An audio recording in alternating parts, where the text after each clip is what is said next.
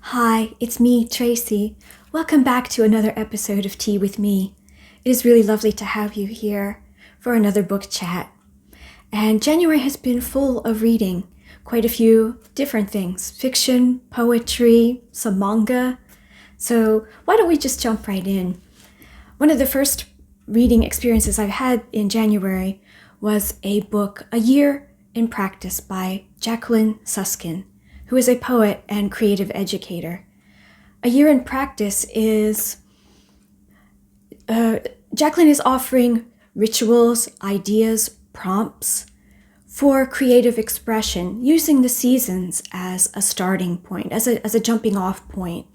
And this could be anything for anyone. This book is very accessible for the person who maybe does not feel creative or has a creative practice of some kind already, be it writing, dancing, most anything. It is a great tool for everyone, in my opinion. The seasons, the book is organized in seasons and starting with winter, which for me is quite perfect, being in winter now. And I found this book very delightful and whimsical in its approach. There's time for reflecting on the seasons, but Suskin also offers us just delightful touches that invite us in to using our minds, even our bodies, in an expressive and creative way. I personally believe that we are all creative. It is up to us individually what we choose to do with that energy that we are born with and how we express that in the world. This book is really just a great stepping stone for everyone getting into some kind of creativity or making something a creative practice on the everyday level, or just something to dip into with as each season approaches. I have been dipping into the winter section now, and as spring rolls around, I will open up the book to the spring section and see what ideas and prompts that offers me. I have a very deep creative practice already with multiple disciplines, writing, photography, knitting, many different things. So there's no lack of creativity here. Mostly it's the question of time, isn't it? Organizing time to be able to do everything that one loves and appreciates doing. A bit more nonfiction. During January, I read, this is Norwegian, Naturparadokset, om naturen vi mister og hvordan vi kan få den tilbake, by Marit, Beate, Kasin. You could translate this as the nature paradox, the nature and how we are losing it and how we may get it back. This was a pretty powerful read. Everyone who has maybe heard of Norway or seen pictures or video of Norway knows that the nature here is stunning. There are some very beautiful places here. Natural beauty is everywhere. You are only a short distance from beautiful spots here in Norway. And something that maybe is not heard very much of in international discussion is the hytte culture here, which is the hytte being a cabin or a lodge. So hytte på fjället or hyttetur. You're taking a weekend trip to your cabin in the mountains. Maybe it's in the winter and it snowed and you go on a skiing trip. There has been this cabin lodge culture for a very long time here in Norway, and cabins oftentimes through the past have been sort of inherited through the family, and it goes down a family line. But cabins are also bought and sold, and one of the things that this book brings to light is how places of natural beauty are being eroded not so much from natural causes of nature itself, but by us humans, where tracts of land are being developed essentially like other property developing just exclusively for cabins, part-time places to enjoy, which is a lovely idea, but unfortunately there are a lot of places that have had nature basically dug into, so hillsides and mountains with the large cabin communities, if you will, for people to just go away on the weekends or holidays or maybe a summer vacation. But it is a concern. We want to preserve as much nature as possible, don't we? And this book explores all of the ideas and how the culture has come to be, what it means for people. Mostly people with means can afford some of these cabin communities. It's a complex topic, and this is written very well in this book. I wish this was in English. I'm sorry to say that it is not. This is a very brand new book, though, so possibly. I'm sure that there are nature and living, dwelling places is a topic all over the world and not just here. But this is just one little slice of life here. And I'm glad that I read this book, learning more about this topic and also what can be done to keep saving the nature, the natural beauty around us. Next, I thought I would share a writer who's very dear to my heart and a couple of books that are very dear to our little library corner here. May Sarton. I've been cherishing these books a long time, and I take them down very often, and I thought that I would share these because I've been reading them right now in January. Finished them both, actually. May Sarton's poetry collection, Halfway to Silence, and one of her journals, her memoirs, Journal of a Solitude. May Sarton, if you don't know, she was a Belgian-American novelist, a poet, and memoirist. She offered many collections of poetry, many novels, many journals, almost a journal every decade of her long life until she passed away in 1995 at the age of 83. I have not noticed anyone talking about May Sarton very much on here in the book community, unless I missed that. She is very much, in my opinion, of similar caliber to Mary Oliver or Jane Kenyon. Her poetry is very beautiful. Allow me to read just one from Halfway to Silence, a poem called Love. Fragile as a spider's web, hanging in space between tall grasses, it is torn again and again. A passing dog or simply the wind can do it. Several times a day, I gather myself together and spin it again. Spiders are patient weavers. They never give up, and who knows what keeps them at it? Hunger, no doubt, and hope. That's one of my favorites. Lots of beautiful imagery there. And Journal of a Solitude is also a favorite among her memoirs and journals that she published. She spent some periods of her time, her life, living alone, and solitude is often a theme that crops up in her work, especially in her journals, how solitude is essential to us as humans, and especially for the creative spirit, having the time and space and quiet within to work, to allow the ideas to come. And The flip side also being that silence can also be very difficult. It can be difficult for all of us. Sometimes it's hard to just be quiet and inside our own mind, seeing where our thoughts go, what is dug up from the heart that we've gathered there over time. And she just expresses very beautifully the gift of being human and being a creative with an active, creative life. And I especially love Journal of the Solitude. I've loved all of her journals. This one in particular, I find myself picking up again and again during winter.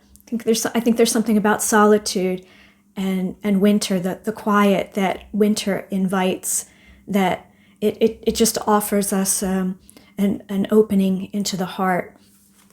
And I thought I would just read a passage from here as well, from Journal of the Solitude. My own belief is that one regards oneself, if one is a serious writer, as an instrument for experiencing. Life, all of it, flows through this instrument and is distilled through it into works of art. How one lives as a private person is intimately bound into the work.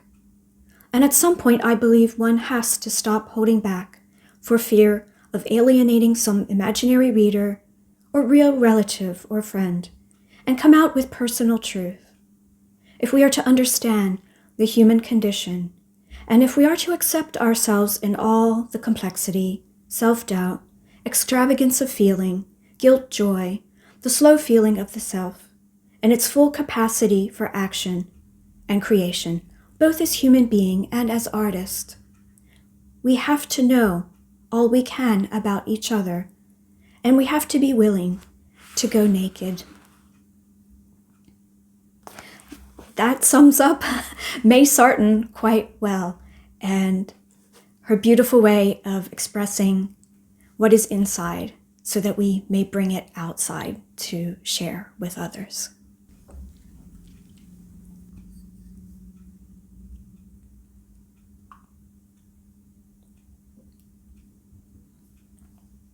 Time for a tea break.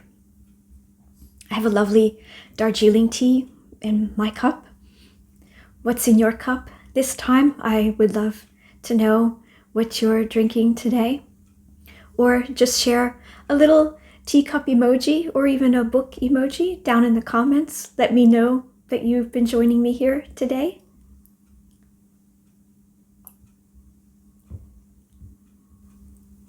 Dipping into fiction now, I have a novel in Norwegian by author Gaute Heivoll, Min tid I disse skogene. This could be translated as My Time in These Woods. This is not translated into English yet, although I hope that it will be. I know of at least 2 of Gaute Heivoll's novels that have been translated into English. Before I Burn is one, and the other is Across the China Sea. My Time in These Woods has a woodland setting. This follows a couple, Johannes and Ingeborg, from the 1930s through into the 70s.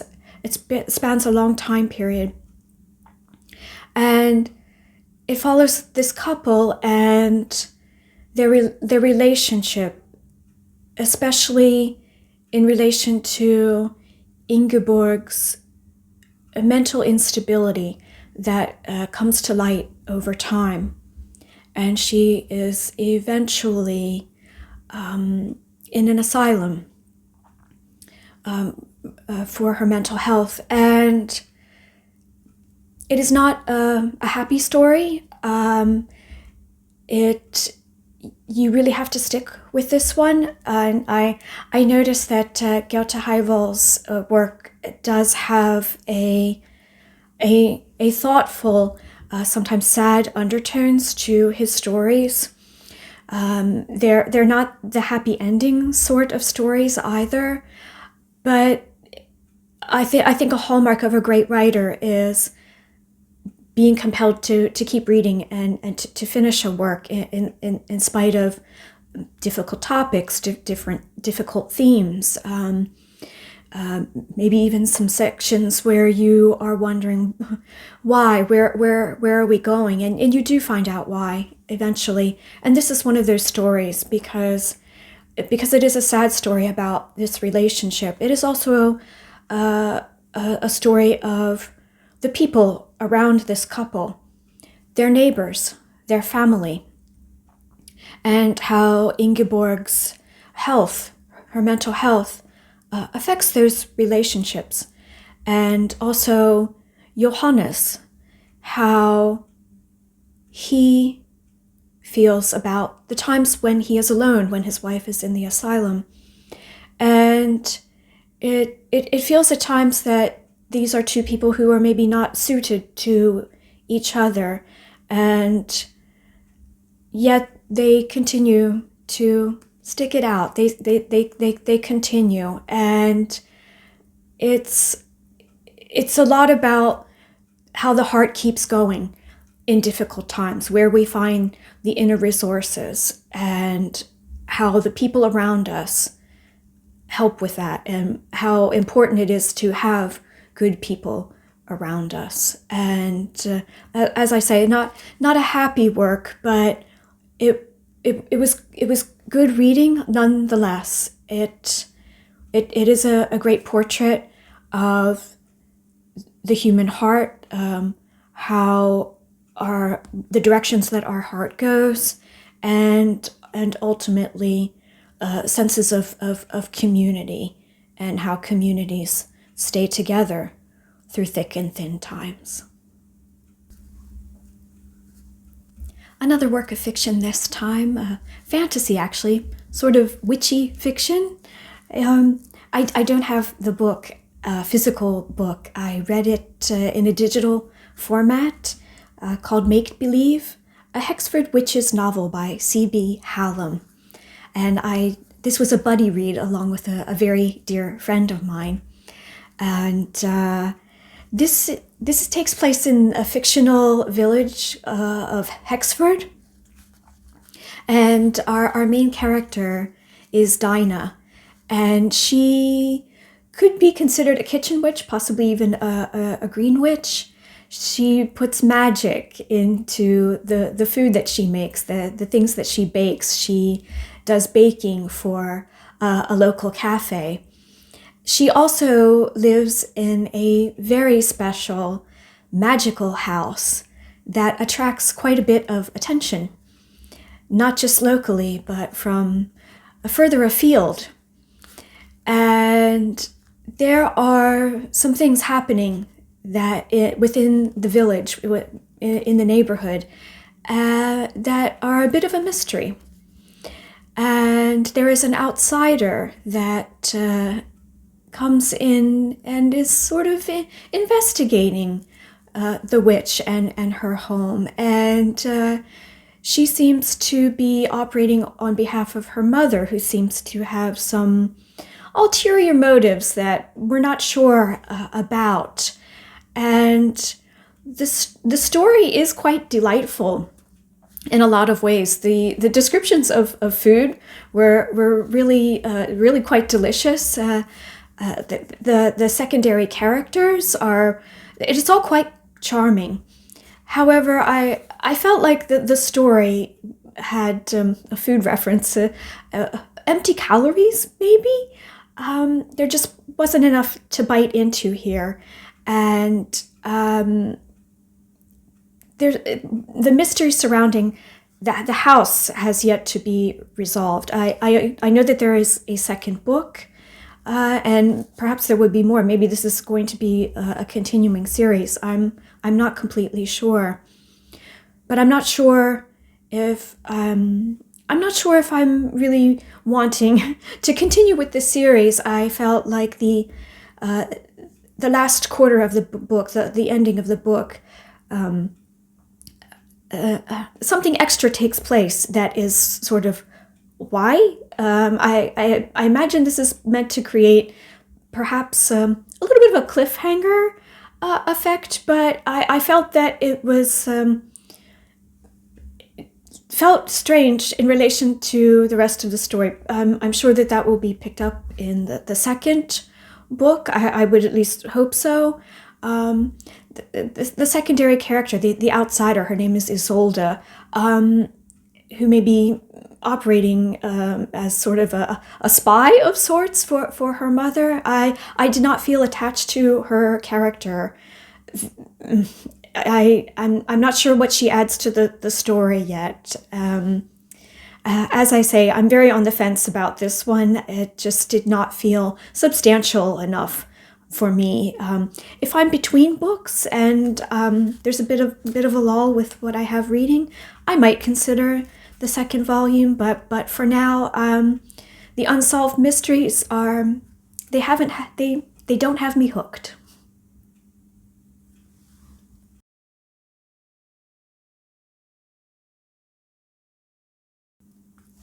I thought I would end with something fun. This time, a graphic novel and a manga. The graphic novel is Monstress, Volume 2, The Blood, the story by Marjorie Liu, and the artwork by Sana Takeda. I hope I'm pronouncing that correctly. We follow Gaute Heivoll, who is on the run from a coalition of forces determined to control or destroy the powerful monstrum that lives beneath her skin. But Maika still has a mission of her own to discover the secrets of her late mother, Moriko. And this picks up where Volume 1 left off, and the artwork is just so beautiful. I love the artwork. This is the little fox and the necromancer cat who has two tails. This story is sometimes a little bit creepy, has a little bit of bodily horror. So you might, if you're squeamish about such things, this might not be the story for you. But the story is very powerful, and you are very compelled to find out what happens to Maika, and finding out her backstory. What is it? The story of her mother, and how this being dwells within her body and comes out at times, and where she's on a journey now in this volume 2, seeking her mother. Seeking some answers to the deeper questions that she has about who she is, what she is, and a power that she possesses and almost does not know what to do with. And her companions, the little fox and the cat, are along with her. Everyone is together a little bit reluctantly, but they need each other to get to the other side of this story. And I'm very excited for Volume 3. I will be ordering that from the library. I've been reading this through the library, and they have all the volumes. So I'm really excited to continue with this story, and just the artwork is so beautiful. It adds to the story so much. And we'll finish up today with Manga, The Girl from the Other Side, by the artist Nagabe. And this chronicles the story of a young girl named Shiva and her monster friend, a bit of a demonic monster, who is just known as the teacher. And they are dwellers from two different realms, the inside and the outside. And both sides are told they must never cross, and such creatures must never touch. And the story follows the pair of them, as well as other creatures and other beings from the outside, from the inside, as they try to find out what Shiva is, because she seems to possess a power there is something special about her that is powerful, and large portions of the story are figuring out what that is and what that power is, but also, can it be controlled? Is it something that can be contained and useful to others? So there is some rather sinister undertones. There's a lot of melancholy undertones. This is a relationship of two beings that are very fond of each other, and that it is very fragile, and those bonds could be broken at any time, and physically broken, because the outside forces from different realms are wanting to separate these two and find out what are these beings, and maybe they're even controllable. I was able to enjoy 6 volumes of this story. I used the Libby app. Unfortunately, I was only able to get halfway through the series. I believe that there is I'm on a waiting list for all and any further volumes of this story. It could be a little while that I wait for this, but I'm willing to wait because I've been enjoying the story so much. It has a sadness about it, but there is a sweetness. Shiva is just such a sweet little girl. The innocence is just so charming. The relationship she has with the teacher is just very sweet and heartwarming, and you just want these two friends to just be together, and that everyone, well, can live happily ever after. So I hope before too long that I will be able to read and enjoy the rest of this series. And the artwork is just so beautiful, rather different, spooky at times, but just the whole story really is wonderful. How quickly the month of January has passed, but the new year is off to a great start with some excellent reading. I really enjoyed my reading this month and sharing it with you. Please let me know in the comments below what you have been reading in recent weeks. Please share your highlights and recommendations. I really love the recommendations. I invite you to join me for another cup of tea and book conversation very soon. In the meantime, happy reading, and I wish you many blessings.